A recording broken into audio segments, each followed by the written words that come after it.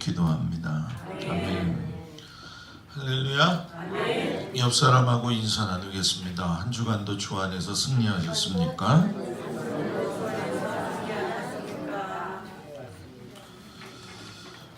한 해 동안 수고하신 우리 모든 성도들 위에 하나님의 은혜가 항상 넘치기를 주의 이름으로 축복을 드립니다. 오늘 설교 말씀은 가장 안타깝고 비극적인 이야기의 시작이라는 제목을 가지고 같이 은혜를 나누도록 하겠습니다. 자, 우리는 예수 믿기 때문에 신앙생활을 하죠. 그리고 예수 믿지 않는 사람들은 신앙생활이 아니라 일반 사회생활을 하게 됩니다. 신앙생활이나 사회생활이나 주어진 어떤 환경과 상황은 똑같아요. 그런데 무엇이 다르냐면은 하나님에 대한 말씀의 믿음의 태도가 다르다라는 얘기죠. 믿음의 태도 반응은 어떻게 나타날 수 있느냐? 내가 구원받은 백성이라고 하는 사실, 그리고 죄가 많음에도 하나님이 나를 사랑하신다라고 하는 구원의 확신이 있을 때에만이 믿음의 반응을 가지고 살 수가 있어요. 그래서 이 믿음의 반응을 가지고 사는 사람들은 적어도 그 마음속에서 항상 나한테 물어보는 게 있습니다. 그게 뭐냐면 내가 어떤 죄인의 모습을 가지고 살았던가, 그리고 나에게 어떤 죄성의 모습이 있었던가, 그리고 지금도 나를 붙들고 있는 죄성이 무엇인가 늘 생각하죠. 그렇기 때문에 고민하는 것 그 속에서 신앙도 또 성장하고 하나님의 뜻에 맞추기 위해서 많은 것들을 이렇게 소비시키기도 하고 또는 포기할 수도 있지요. 이것이 이제 믿음의 반응이죠. 지금까지 저도 그렇겠지만 여러분들이 살아오면서 1년을 뒤돌아보고 또 평생을 뒤돌아보게 되면 내가 인지할 수 있는 하나님이 하신 일들이 있고 하나님이 하셨음에도 불구하고 인지하지 못하는 일들이 있어요. 그때에 내가 어떤 반응을 가지고 순간순간 대했는가, 굉장히 중요한 거죠. 내가 진심으로 하나님을 섬긴다고 한다면 감사할 것이 참 많아야 돼요. 그리고 혹여 내가 민감하지 못해가지고 놓친 것이 있다고 하는 걸 전제로 하고 내가 하나님 앞에서 더 바른 길 가야지, 이렇게 결심하고 다짐하는 것이 우리들의 신앙의 모습이 되어야 될 줄 믿습니다. 하나님께서 이스라엘 백성들을 구원하셔가지고 출애굽시킨 사건은 아브라함의 초상과 이 약속에 대한 확증의 사건이에요. 자, 이것이 우리에게 시사하는 바가 큰데 그것은 무엇이냐면 하나님은 나에게 약속 하나 하신 것만으로도 이루시는다라는 얘기예요. 하나님의 약속은 분명히 이루어지는데 그러면 중요한 건 인간인 내가 반응을 어떻게 하고 있느냐라고 하는 거죠. 그래서 세상 사람들은 믿음의 반응이라고 하는 것이 나올 수가 없어요. 왜? 하나님이 그 마음속에 있는 것조차도 모르기 때문에 그렇다는 거죠. 저도 마찬가지겠고 여러분들도 마찬가지로 중요한 것은 내가 인간으로서 반응하기 이전에 하나님의 자녀로서 반응할 수 있는 그 내부적인 내 안의 영적인 모습들이 세팅이 잘 되어 있어야 돼요. 가다가 내가 모를 수도 있고 실수할 수도 있죠. 그러나 두 번은 실수하지 말아야 된다라는 얘기입니다. 이스라엘 백성들이 아브라함이라고 하는 그 족장 밑에 후손들로서 어떤 조그마한 부족 국가를 이룰 수 있었지만 거대한 민족을 이루고 거대한 국가를 이룰 만한 능력이 있는 그런 자들은 아니었다라는 거예요. 그런데 하나님은 오직 약속하셨기 때문에 그 약속하신 것을 이루어 놓으셨어요. 그래서 당대 최대의 강국이었던 애굽에서 이스라엘 백성들을 보란 듯이 탈출을 시켰어요. 자, 이스라엘 백성들의 이렇게 거침없는 행진 속에 걸림돌도 있었지만 그것들 전체를 보게 되면 노력이나 수고가 그들에게 있지 아니했다라는 거예요. 하나님이 친히 그들 가운데 계시면서 구름 기둥과 불 기둥 가운데에서 임재하시고 그들을 인도하셨다라는 거예요. 신앙생활 할 적에 가장 큰 넌센스가 뭔지 아십니까, 여러분? 어떤 경우에 하나님의 임재하심, 하나님의 인도하심에 대해서 내가 지식적으로 그걸 잘 알고는 있지만은 그 결과도 내 노력이라고 생각할 때가 많다는 거예요. 내가 이렇게 신앙생활 했으니까 하나님이 이렇게 응답하셨지. 내가 이렇게 했으니까 하나님이 동행하셨지. 내가 이렇게 했으니까이 아니에요. 내가 이렇게 안 해도 하나님은 뭐예요? 동행하세요. 내가 이렇게 하나님 앞에 대하지 않았어도 하나님은 나를 붙드세요. 정작 중요한 건 내가 그거를 뭐예요? 인지하지 못하고 있다는 거죠. 하나님이 이스라엘 백성들 삶의 중심 한가운데 계셨어요. 성막을 보면 12지파 가운데 두셨잖아요. 이것은 이스라엘 백성들이 언제든지 하나님의 존재를 인식하고 살기를 원하시는 모습으로 모델로서 세워 놓으신 거예요. 뭐 꼭 성막에 하나님이 계셔서 이런 건 아니에요. 성막이라고 하는 어떤 그 표징을 통해서 내가 너희들과 함께하고 있다라고 하는 걸 우리에게 가르쳐 주시는 거죠. 그러면 지금 여러분들한테는 성막에 이런 보여지는 하나님의 중심으로서 내가 무엇을 붙들고 있는가? 무엇을 붙들고 있는가? 한번 생각해 봐야 돼요. 내가 보이는 하나님으로서 붙들고 있는 하나님이 더 크게 보이는가? 보이지 않는 하나님으로서의 그 하나님이 더 크게 보이는가? 왜 그러냐면 성막이라고 하는 것이 보여졌기 때문에 이스라엘 백성들이 여러분 성경 구절구절을 찾아보면 아시겠지만은 이스라엘 백성들이 성막이 보였다고 해가지고 그들이 여러분 감사하고 만족한 삶을 살았느냐? 그건 아니에요. 성막이 가운데 있다 할지라도 그들은 여전히 송아지를 만들었고 송아지를 경배했고 그리고 모세와 맨날 아론과 다투었어요. 그러니까 내가 성막이 있는 그 존재를 알고 있으면서도 그 일을 되풀이하고 불평이 있고 원망이 있고 이런 관계가 있더라고 하는 것은 결국은 보여지는 하나님의 문제가 아니라 내가 하나님을 잃어버린다는 거예요. 하나님 잊어버린다는 거예요. 그래서 원망이 되었든 불평이 되었든 하나님의 존재를 내가 잊어버리면서 그 일은 시작이 되는 거예요. 그런데 감사를 할 수 있는 것은 내 삶에 하나님이 함께 하신다는 걸 잊어먹지 않기 때문에 감사한 거예요. 그러니까 내가 감사한 마음이 여전히 갖고 있고 여전히 움직이고 있다고 한다면 하나님을 인지하고 산다는 거예요. 여러분들은 지금 내가 감사가 말로서만 감사냐? 내 삶을 통해서 나오는 것이 하나님의 존재가 안 보여져서 때로는 낙심이 되고 때로는 연약해서 무너지기도 하고 때로는 막 속이 뒤집어질 정도로 힘들 적에라도 하나님 감사합니다. 이 마음, 이 하나님 인지하고 산다는 거예요. 그러니까 이스라엘 백성들은 성막을 통해서 하나님께서 함께하고 있는 것을 눈으로 보게 해줬는데도 불구하고 그들은 깊이 생각하지 못해요.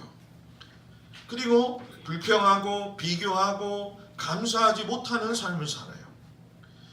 우리가 이스라엘 백성들이 보게 되면 고난이 많이 찾아올 적에 그들은 하나님을 의지하지 않았어요. 그들은 하나님의 현상을 보고 하나님이 계시다는 것은 알았지만 믿음 가지고 여러분 하나님을 바라보지는 않았어요.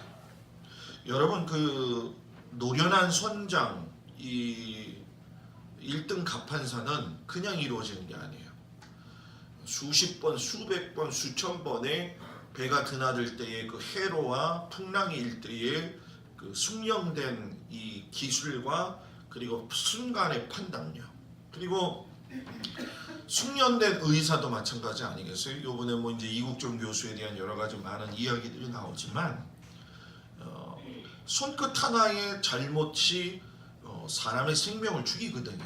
이건 결국은 많이 연습하고 많이 경험해봤기 때문에 할 수 있는 거예요. 갓 졸업한 대학생한테 너 맹장 수술해봐라. 담대해가지고 그 사람들이 맹장 수술하는 것처럼 보이지만 여러분 속은 엄청나게 흔들리고 있어요.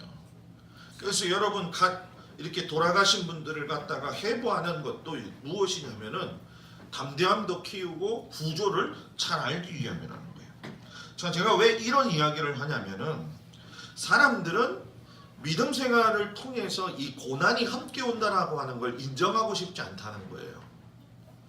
쉽게 얘기하면 믿음이 좋다고 하거나 신앙생활을 내가 좀 잘한다고 한다면 내 삶이 좀 더 낙관적이고 또 어떤 의미에서 보면 내가 더 편안하게 살고 예수 믿었기 때문에 이런 결과의 삶을 내가 살고 있는 것이 내게 유익한 것이 아니냐. 목사님 예수를 믿는데 왜 여전히 내 삶은 변하지 않습니까? 왜 내 삶은 여러분 목사님 나아지지 않습니까? 그러면 우리가 스스로에게 물어볼 필요가 있는 거예요. 그러면 삶의 나아짐을 위해서 하나님의 인도하심을 받은 거냐? 삶의 평안해짐과 부와 권세와 명예와 아무 문제가 없이 되기 위해서 내가 예수를 믿었느냐?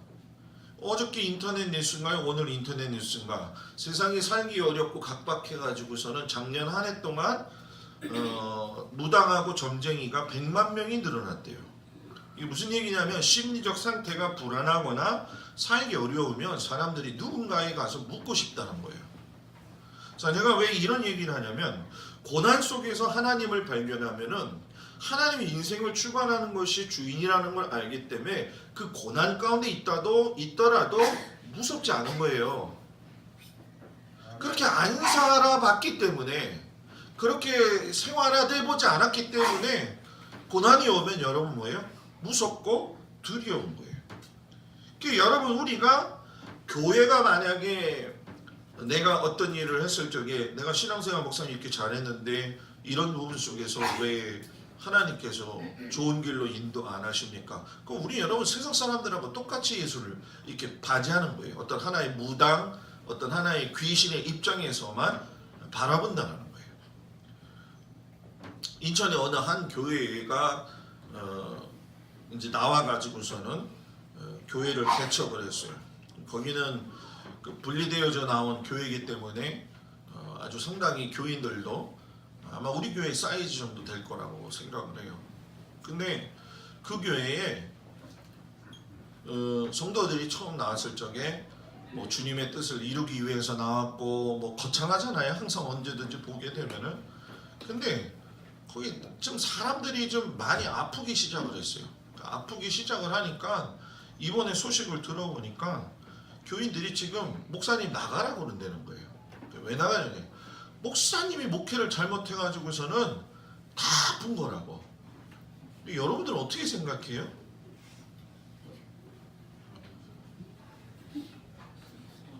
물어봤잖아요. 네? 그래서 제가 그 이야기를 하는 사람들한테 그럼 목사님 바꿔가지고 한번 해봐라. 그러면 안 아파지는지 한번 해봐라. 불로 장생하는 교회가 되기를 바란다. 네?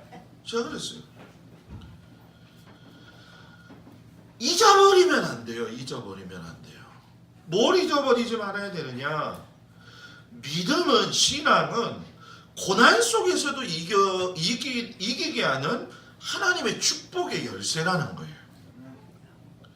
저도 목회 편안하게 하고 싶고 제가 하나님 앞에 맨날 기도했던 것처럼 하나님 나 이 다음에 훌륭한 목사가 되겠어요. 뭐 교인 1000명, 2000명, 3000명 되는 교회 목사님이 되겠습니다. 저로 하여금 푸른 풀밭 맑은 시냇물가로 인도해 주세요. 이게 아니거든요. 그죠? 진짜 찬송 부를 적에는 부름받아 나서니 뭐 어디든지 뭐예요? 가을이다. 아골골짝 뭐예요? 빈들에도 복음 들고 가을이다. 그때는 나도 그랬어요. 근데 여러분 그게 쉬운 게 아니에요. 그게 쉬운 게 아니에요. 하나 이게 많은 그 전주 예사랑교회 우리가 지금 이렇게 선교를 하잖아요. 그 전주 예사랑교회 목사님 아버님이 은퇴를 하셨지만 목사님이세요. 그리고 그 큰형도 목사고 제가 맨날 힘들고 어려웠을 적에 도움도 받기도 하고 그렇기도 했지만은 그 목사님이 그런 얘기를 하더라고요. 김동수 목사는 잘 나간다는 거예요. 그래서 내가 뭘 잘 나가냐고 그랬더니 아주 되는 대로 잘 간대요. 뭐 제천동산교회 가서 부목사도 하고 강령교회 부목사도 하고 저 갈보리교회 가서 부목사도 하고 또 청빙 받아가지고 목회도 하고 뭐 거칠 게 없이 제가 그랬어요. 좀 바꾸자 너라. 그 사람한테 얘기를 했어요. 제가 고난 없는 목회란 있을 수가 없다. 여러분 예수 믿는 게요 고난 없는 신앙의 길은 절대 없어요. 누구든지 그런 상황들이 다 있어요. 근데 정말 중요한 건 그때 하나님의 존재를 부정하고 원망하고 입으로 삶으로 죄짓지 않고 살아가는 거 그게 오늘날 우리에게 정말 필요하다. 여러분 오늘 설교는요 제가 가장 하기 힘들더라고요. 솔직히 이 설교 한 3주 전에 한 달 전에 준비되어진 설교인데 제가 주중에 이제 말씀을 머릿속에다가 집어넣고 다시 되새김질 하려면 원고를 한 5-6번 고쳐야 되거든요. 이 설교가 왜 하필이면 이번 주 설교인가 이런 마음이 들 정도로 좀 마음에 부담이 된 설교예요. 가장 안타깝고 비극적인 이야기. 제가 못에 담겠다고 했다가 못에 담지 말아야지 했던 그 사건이 일어났던 이야기예요. 근데 하지 말아야 된다. 뭐 제 기분에 의해서 달라지는 건 아니잖아요. 이거를 하나님 어떻게 하나님 은혜 가운데 선한 성도들과 나눠야 될까요? 그 고민을 참 많이 했어요. 여러분 우리가 지나간 이제 시간 동안 성경을 읽으면서 민수기에서 보게 되면은 그 고라와 다단이 당을 짓고 또 하나님의 그 말씀을 무시했었죠. 그리고 나서 가나안 땅에 들어갔다가 와가지고서는 믿음이 없는 보고를 하는 바람에 그것이 하나님 앞에 보기에 좋지 않아가지고서는 여러분 뭐예요? 너희가 40년 동안 광야 생활할 것이다 라고 이야기했어요. 근데 그 말을 듣고도 이스라엘 백성들이 그래도 올라가겠습니다. 이 사람은 이상하게 자꾸 반대되는 삶을 살아요. 호르마하고 올라가서 싸워가지고 대패를 했어요. 하나님이 너희 여기서부터 안 돼. 40년 동안 돌 거야. 그래서 40년 동안을 돌고 지금 출애굽 1세대를 상징하는 미리암이 이곳 가데스에서 죽어서 장사 지내고 4개월 후에는 아론이 죽는 장소가 바로 여기입니다. 이게 오늘 본문의 시작이에요. 자, 이 사건이 가장 안타깝고 비극적인 이야기 같은 게 뭐냐면 첫 번째는 아직도 해결되지 않고 뛰어넘지 못하는 습성 때문이라는 거예요. 정탐꾼의 믿음 없는 보고. 우리도 하나님의 능력을 매번 경험하지만 믿음 없는 보고의 삶을 살 때가 너무 많잖아요. 반란을 일으켰던 고라와 다단의 죽음. 여기는 원점으로 돌아와서 봤을 적에는 다시금 재점검할 수 있는 좋은 기회가 돼야 돼요. 사람은요, 믿음의 사람은 하나님이 법칙이 있어요. 항상 실패한 자리에 다시 갖다 놓으신다. 하나님은 그걸 이기게 하시기 위해서. 건너뛰지 않으면, 넘어가지 않으면 그 이길 수가 없다는 거예요. 그런데 성경을 보니까 시작이 좋진 않아요. 사람이 짐승하고 다른 것이 있습니다, 여러분. 그건 뭐냐면 지나간 역사의 과거가 잘못되었을 적에 그걸 청산하고 미래를 갖다가 뭐예요? 새롭게 준비할 수 있는 것이 사람하고 짐승이 다른 거예요. 자, 그렇다고 한다면 하나님의 백성인 이스라엘 백성들이 반역의 장소인 가데스에 이르렀다고 한다면 여기 딱 이르렀을 때 무슨 생각 났겠어요? 저도 제가 목회하던 곳에 가가지고서는 힘들 때마다 돌아본다고 그랬잖아요. 그럼 여기서 이런 일이 있었지, 저기서 무슨 일이 있었지, 그때 어려웠는데 이런 걸 잘 견뎠었지, 이런 마음 갖거든요. 그러면 이스라엘 백성들이 가데스에서 일어났을 적에 여기서 우리 40년의 역사가 시작이 됐지. 그때 믿음 없는 보고가 어떤 결과를 가져다 주었는지 내가 알지. 그러면서 그때 죽었던 사람들의 피비린내 나는 역사의 현장 가운데서 결단해야죠. 뼈아픈 실수가 내 안에서 다시 없도록 하게 해달라고. 아멘. 그렇게 은혜를 간구하고 기도해야 되는데 조짐이 이상하다는 거예요. 미리암이 여기서 죽고 난 다음에 또 하나님의 약속하신 징계가 마무리되었는데 백성들이 모세와 아론을 찾아와요. 그리고 저는 미리암이 죽었기 때문에 가슴이 아파요. 우리와 함께 있었던 그분이 죽었으니까 너무 애도의 마음을 보내요. 그리고 여기서 뭐예요? 지나간 과거를 청산하고 이제 우리가 더 하나님이 기뻐하시는 삶을 살겠다라고 그들이 고백해야 되는데 모세와 아론을 찾아온 그들이 오늘 성경에 보니까 뭐예요? 불평을 해요. 저는 이 성경을 보면서 또 이런 생각을 했어요. 이 모세와 아론이 찾아와서 원망하고 불평하면서 이야기하는 게 뭐냐면 물을 달라는 거예요. 근데 이 사람들은 출애굽 1세대가 아니라 출애굽 2세대입니다. 1세대들은 다 죽었어요. 1세대들의 실수로 인해서 뼈저리게 광야 생활 40년 동안 하고 왔는데 이거 하나님 역사하시고 약속하신 건 이루시는 분이다. 우리 선조들이 이렇게 살았기 때문에 이렇게 살지 말아야겠구나. 이런 결단해야 될 사람들이 지금 와가지고 또 원망과 불평을 해요. 그런데 그 원망과 불평의 원인이 뭐냐면 먹고 사는 문제였어요. 저서 저는 고민을 좀 했어요. 먹고 사는 문제가 정말 중요하지. 저도 그렇죠. 여러분들도 먹고 사는 문제에 대해서 자유할 수는 여러분 뭐예요? 없는 것이 사실이에요. 근데 여기 입술에서 그들이 나오는 말이 뭐라고 하냐면 3절에 백성이 모세와 다투어 말하여 이르되 우리 형제들이 여호와 앞에서 죽을 때에 우리도 죽었더라면 좋을 뻔하였더라. 이 말이 지나친 거예요. 지금 고라와 다단이 죽어가지고 그 땅이 꺼져서 죽었을 적에 그 형제들이 죽었을 적에 우리도 죽었으면 좋았겠다. 말이 지나쳐요. 걷잡을 수 없는 심경이 토로가 돼요. 내 형제들이 죽을 때 나도 그냥 확 여기서 죽어버렸으면 좋았을 것을. 그들이 고라와 다단의 불구덩이 속으로 빠져 죽을 때 그 무서움의 두려움을 정말 모를까요, 여러분? 알죠, 여러분? 여러분들 가운데 이렇게 고백할 수 있는 사람들이 있어요? 먹고 사는 문제가 좀 만족하지 못하다고 해가지고서는 하나님께 진멸되어지고 저주받은 사람의 길을 걸어가고 싶다고 이야기할 사람들이 있겠어요?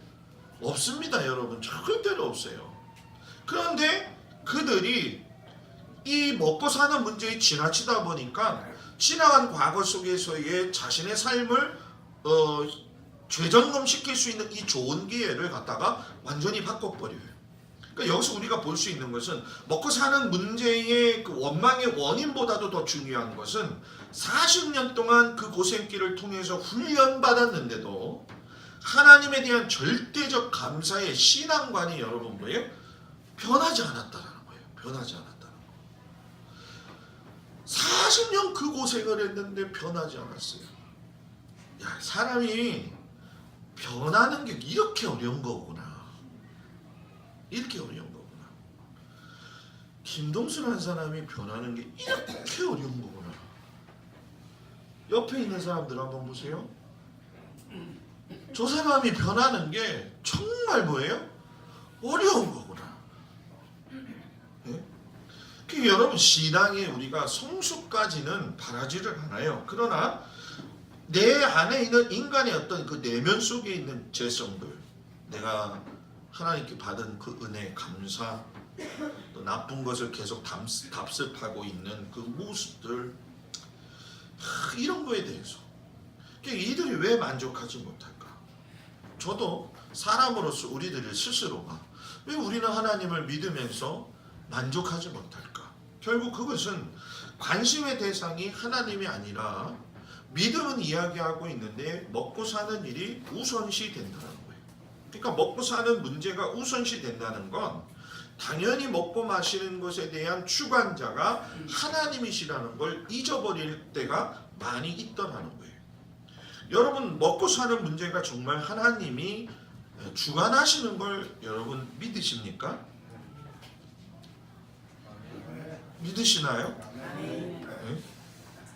하나님을 불인정하는 태도로 발전하게 되는 것은 매우 좋지 않은 거죠.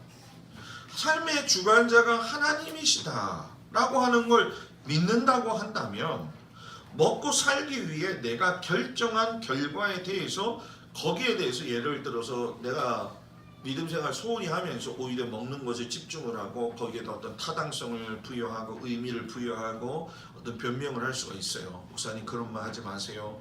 지금 세상이 어떤 세상인데요.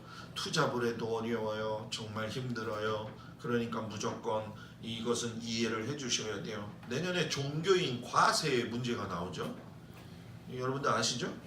어떤 목사가 이렇게 썼더라고요. 종교인 과세에 대한 자기의 심정의 그 솔직한 마음. 뭐 불교는 포함되는 게 몇 가지가 있고 기독교는 몇 가지가 되는 게 있고 있다는 거예요. 그랬더니 그러면 이렇게 놓고 봤을 적에 그러면 목사로서 제안을 하고 싶은 것이 있다. 그러면 다 과세를 물거라고 한다면은 그러면은 목사들은 투잡해서 살아야 된다. 이렇게 얘기를 하더라고요. 뭐 어느 게 옳다, 어느 게 나쁘다. 뭐 저 분당의 소광성 목사님은 절대 반대해가지고선 지금 뭐 일을 추진하고 있지만 저는 뭐 그런 생각을 했어요. 뭐 내라고 하느냐 안 내라고 하느냐 세상이 요구하는 것보다도 더 중요한 건 저는 그런 거 생각했으면 못 살았을 것 같아.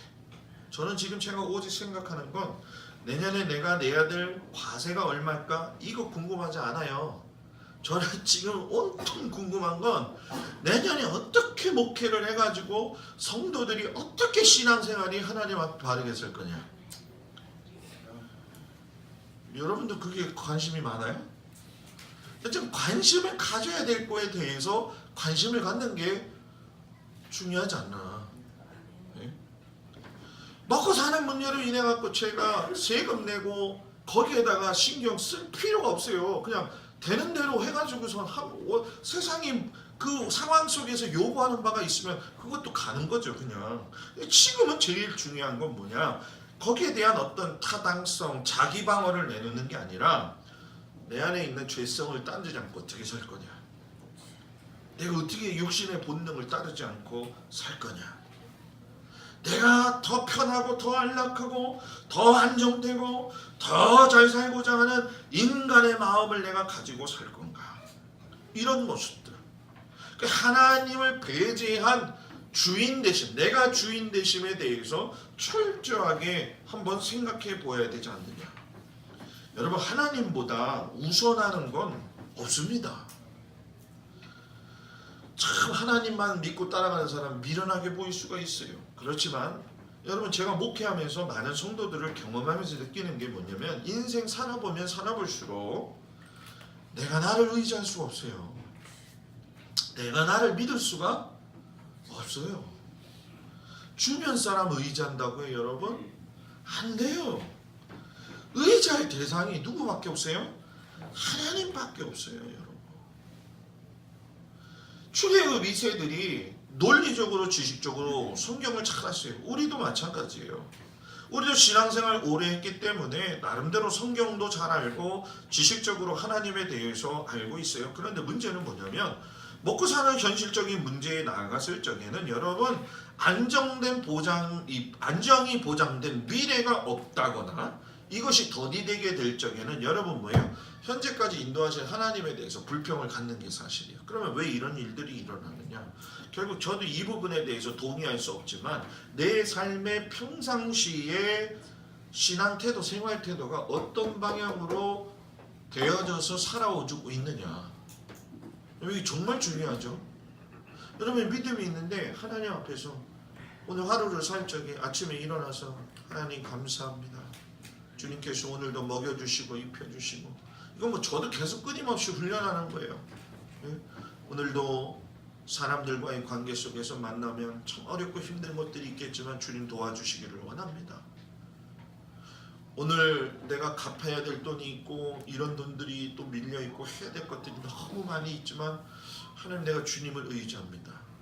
이렇게 의지되어지고 훈련되어진 믿음의 사람이라고 한다면 당장 어려움이 온다 할지라도 그걸 이길 수 있는 은혜가 있어요. 제가 여러분들한테 솔직히 고백을 하면 제가 목회 처음에 했을 적에 진짜 사례비 5만원부터 받았거든요. 전도상. 그러더니 30만원 받고 50만원 받고 이제 뭐 본봉이 조금씩 올라가서 지금까지 왔는데 이렇게 받았을 때 보면 예전하고 지금 이제 좀 다른 게 있어요. 그게 뭐냐면은 예전에는 사례비를 탁 받으면 제일 우선순위가 뭐였냐면 분유 사는 거 있어요. 분유. 시골에서 눈 많이 오면 분유 살아갈 수가 없어요. 그래서 제1 목표는 이제 하나님 앞에 10의 1조 감사원금 다 주마다 떨어뜨려 놓고 그 다음에 제2선 순위가 이제 분유 사러 가는 거예요. 우유를 하도 안 먹으니까 선식 사러 가는 거 그거. 그러면 이제 다 하면은 이제 얼마 남겠죠. 그러면 그때부터 이제 걱정을 하는 거예요.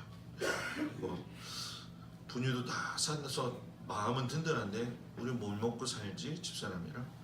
그러니까 뭐 권사님들이 고들빼기도 가져오고 또 뭐 미나리도 가져오고 때로는 뭐 이 뭐죠 그 뭐죠 산두더지인가 뭐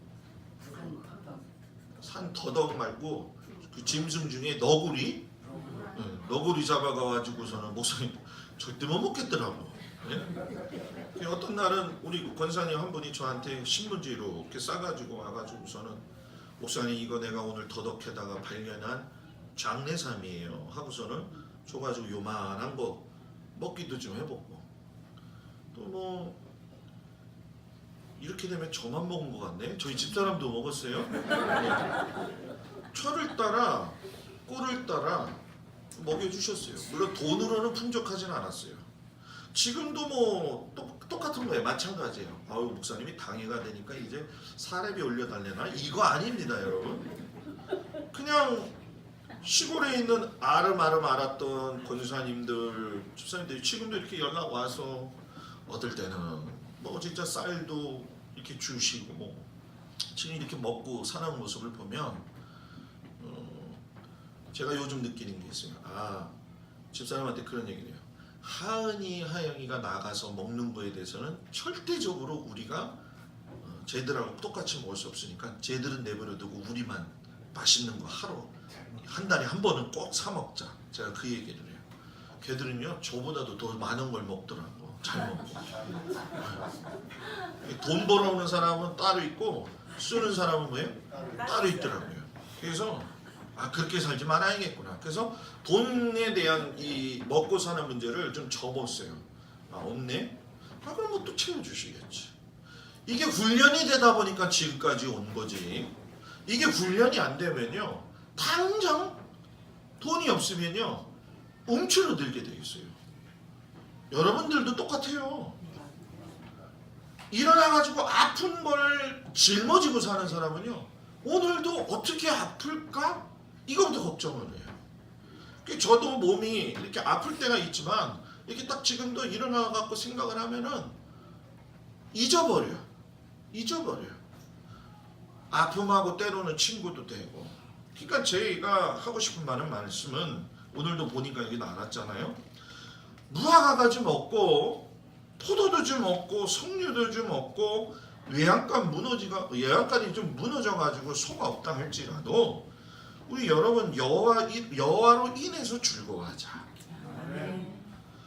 여호와로 인해서 즐거워하자. 여러분 원망은 반복되면 안 돼요. 다투는 거 좋아하면 안 돼요. 항상 감사할 줄 아는 이것이 우리의 삶의 습성이 되어지고 습관이 되어지는 은혜가 있기를 주의 이름으로 축복을 드립니다. 그리고 이제 두 번째 부분적으로 행하며 살지 말고 전심으로 다하여 살자. 여러분 성난 회중이 모세와 아론 앞에 와서 그 얘기를 했을 적에 절망할 수밖에 없지요. 너희가 어찌하여 하면서 모세와 아론을 갖다 공격을 하니 모세와 아론의 마음이 무너졌을 거예요. 그런데 모세와 아론이 하나님 앞에 나아가서 엎드리죠. 뭐 성난 회중들이 무서워서가 아니라 하나님께 문제를 안 내기 위함이었어요. 그리고 하나님 말씀한 대로 반석에 명령하여 물을 내라고 이제 이야기를 할 적에 하나님이 뭐예요? 응답하셨어요. 그래서 반석을 갖다가 좀 여기서 정말 중요한 건데 반석을 명하여 내라는 거하고 반석을 치는 거의 그 간반의 차이를 모세가 과연 알았겠느냐? 전 몰랐다고 생각해요. 자기가 했음에도 불구하고 그건 자기가 무의식 중에 나온 거기 때문에 몰랐을 거라고 생각해요. 그런데 물이 터져 나왔는데 뭐 명하여 냈든 내리쳤든 물은 풍부하게 나왔어요. 그러니까 결과적으로 보면은 백성들한테는 뭐예요? 이득이 되는 거예요. 좋은 거예요. 그러니까 그런 상황에서 모세와 아론이 됐다. 문제 해결됐다. 그런데 딱 와가지고서는 하나님이 부르셔요. 그리고서는 하시는 말씀이 뭐냐면 야 모세 너도 나를 믿지 아니하고 너희는 이 회중을 갖다가 그들에게 준 땅으로 인도하여 들이지 못할 거다. 이게 무슨 청천벽력 같은 얘기예요. 하나님이 시켜서 내가 지금까지 와가지고 그렇게 일을 했는데 하나님 어떻게 내가 지금 자기가 이 반석을 내리친 건 생각 안 하는 거예요. 왜? 그거에 대해서 생각 인지가 없어졌다라는 거예요. 근데 여러분 우리가 사는 모습이 그래요. 우리가 하나님 시켜서 했는데 왜 나한테 이래요? 이 얘기는 뭐냐면은 하나님이 이런 말씀하시는 거예요. 하나님의 가장 큰 관심사가 뭐냐? 그걸 우리가 놓친다는 거예요. 하나님의 가장 큰 관심사는 우리가 거룩하라는 거예요. 내가 거룩하니 너희도 거룩하라는 거예요. 근데 모세와 아론이 거룩하게 잘 살았어요. 그런데 순간 분노의 감정이 일어난 거예요. 그래서 제가 이걸 보면서 정말 제 마음속에서 막 갈등이 일어나는 거예요. 내가 1년 목회하면서 나 성격 더럽게 저기 변해가지고 온다고 했는데 아직도 이 부분에 대해서 다스림 받지 못하는 게 있고 이 설교를 해야 되냐 말아야 되냐. 그래서 제가 여러분들한테 이야기하고 싶은 게 뭐냐면 이 모세의 부분을 보면서 느낀 게 뭐냐면 하나님은 부분적인 순종을 원하시는 게 아니라 완전한 순종을 원하신다. 그래서 제가 여러분들한테 고백을 하는데 제가 모세하고 아론처럼 하나님 말씀 순종했는데도 내 기분의 감정에 맞춰가지고 분노해가지고 지팡이로 내리친 걸 모를 때가 있는 게 나도 사실이에요. 그래서 나 때문에 상처받은 사람은 미안해요. 1년을 뒤돌아봤을 때 미안해요. 미안하고 죄송해요. 그리고 반대로 여러분들도 그 생각을 뭐예요? 상대방들한테 뭐예요? 똑같이 하라는 거예요. 제가 먼저 여러분들한테 미안하고 양해를 구하잖아요. 그럼 우리 성도들끼리도 뭐예요? 서로 양해를 구하고 서로를 갖다가 잘 섬기자고. 아멘. 이번에 우리 이여선교회죠. 이여선교회랑 같이 식사를 했어요. 그래서 1년 동안 있었던 얘기 하고 같이 했어요. 근데 이여선교회 한 얘기 해도 돼요? 해요 말아요? 해도 괜찮아요? 밥을 사준데 나를 쏙 빼놨더라고. 그래서 내가 이여선교회 연락을 했어요. 나 밥 좀 같이 먹자고. 그래서 제가 이 설교 준비하다가 제가 그랬어요. 권사님들 삐져가지고 삐진 이유가 뭐냐면 목사님이 우리 여성교회는 문제 있는 여성교회라고 했으니까 우리는 문제 있다고 목사님이 싫어한다고 막 이러는 거예요. 그래서 내가 그 다수에서 모아놓고 권사님한테 그랬어요. 아니 목사님 말을 좀 잘 들어보라고. 이 여성교회가 친해 서로. 친한데 너무 친해가지고 악센트가 세다는 거예요 다. 그러니까 그 악센트를 본인들은 좋아서 하겠지만 상대방은 들어서 기분 나쁠 수도 있고 나이가 어린 사람들이 왔을 적에 저 이여성교회는 맨날 모이면은 뭐예요? 싸우는 것처럼 보이는 거예요. 악센트가 세니까. 그래서 내년에는 악센트를 좀 줄여라. 네? 그리고 놀러 가는 것 가지고도 삐졌어요. 이번에 또 목사님이 자기들은 힘드니까 저기 했으니까 이제 내년부터는 우리 뭐 안 가고 뭐 자기네들끼리 가고 그 얘기가 아니잖아. 네? 여성교회별로 해가지고서는 유도리 있게 잘 해준다라고 얘기한 건데, 그러면 목사님이 이런 깊은 지혜를 가지시고 말씀하셨구나. 그럼 내년부터는 걸어다니지 않고 이렇게 볼 수 있는 걸 가면 좋겠구나 하면 좋은데, 그거 가서 그 꼬박정신 먹은 게 그렇게 배가 아파가지고. 네? 그러니까 제가 이 여성교회도 마찬가지고 제가 성도님들한테도 마찬가지지만, 저는요, 교회는 있잖아요, 목사하고 성도들하고 또 성도들끼리 어느 정도 예의는 지키고, 그리고 서로를 갖다가 섬길 줄 알고, 그것이 나의 삶의 거룩한 모습으로 나와야 돼요. 찬양대도 마찬가지. 찬양대도 말 나온 김에 해요? 오늘 목사님이 그냥 아주 그냥 나를 잡아내듯이 쓰는 거예요. 찬양대도 준비할 적에 지휘자가 탁 쓰면 그 다음부터 움직이면 안 돼. 오줌 마려도 30분 연습하거든. 오줌 마려도 30분 연습해요.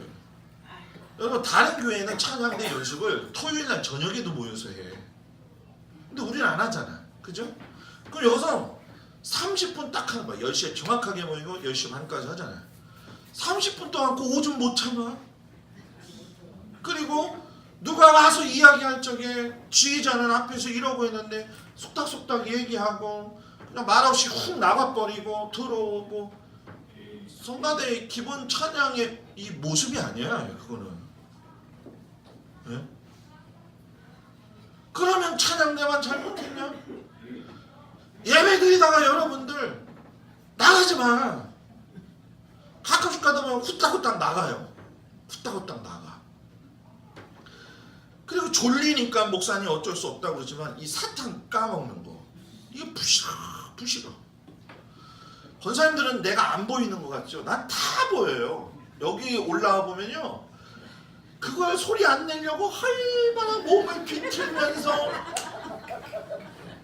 근데 그 비틀면서 나는 바시락 소리까지 다 보여. 그리고서는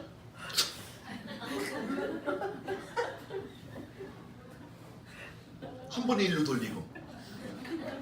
그러니까 전부 다 먹고. 이거 권사인데 우리 성도들 내가 진짜 부탁한데, 이거 이게 모세가 실수한 거. 이게 저도 실수하는 거지만 온전한 거룩함을 원하시는 것이지 부분적이고 순간적인 것만 원하시는 것이 아니다. 전화도 뭐예요? 탁 꺼놓고. 그죠? 네. 내년에 목장 밥을 할 적에도 토요일날 모여서 완전 진짜 가상태로 다 만들어 놓고, 아침에 밥 하는 거 한 사람만 누르면 되고, 조리하는 거 누르면은 강압 이렇게 한번 휘젓는 거 하는 사람 한 사람만 있으면 되잖아요. 그죠? 네. 다 들어와서 정말 중요한 하나님의 말씀을 들으라는 거예요. 아멘. 우리 있잖아요, 일주일에 한번 밥 좀 잘 못 먹어도 괜찮아요. 그죠? 네. 어때? 뭐 집에서 맛있는 거 먹고, 다 저 식당 가면 여자들이 다 남편이 벌어다 준 돈으로 맛있는 것만 먹더라. 그러니까 그런 거 좀 내려놓고, 그죠? 예배에 최선을 다하는 거. 찬양단은 찬양을 준비해가지고 거기서 은혜를 받아가지고 쭉 나올 적에 성도들이 그 찬송을 통해서 은혜를 받아야 되는데, 여기서 떠들고 저기서 말하고, 또 여기서 연습할 땐 여기서 또 조용히 해야 되잖아. 그죠? 그래서 밖에서 신나게 떠들다가 종 치면 뭐예요? 들어오는 거예요. 이게 우리 교회가 내년에 훈련해야 될 모습이에요. 저도 그럴 테니까 여러분, 하나님은 우리를 뭐 차별도 안 하시고 구별도 안 하세요. 지금 중요한 시대는 이 모든 말씀이 우리에게 적용된다. 오늘 이제 저는 기대해요. 뭘 기대했느냐? 이제 예배 끝나고 나가면은 뭐가 있어요? 네? 목장표가 있을 거예요, 그죠? 이제 그거를 순식간에 다 보고 기대가 돼. 오늘은 어떤 일이 일어날까?